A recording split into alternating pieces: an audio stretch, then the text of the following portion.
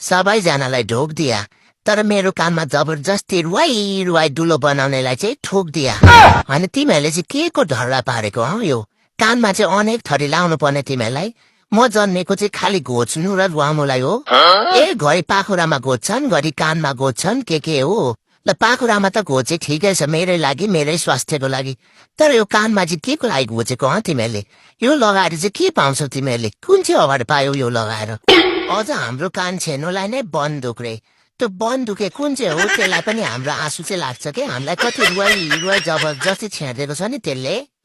होइन सुन नै लगाइदिए पनि सुन लगाउने ठाउँ कानमा मात्र छ र घाँटीमा लगाइदेऊ हातमा लगाइदेऊ औँठी बनाइदेऊ यो कानमै जबरजस्ती दुलो पारेर लगाउनु चाहिँ के जरुरत छ होइन र हरै लागेपछि हामी आफै लगाइहाल्छौँ नि बेला छ उमेर छ अहिलेदेखि लगाउनु जरुरी थियो र न हामीलाई सोध्छौ न हाम्रो इच्छाबारे बुझ्छौ तिमीहरूको त मन परि छ नि कहिले जन्मिन्छ र यसलाई घोचौँ भनेर बन्दुक ताकेर बसिरहेको हुन्छ होइन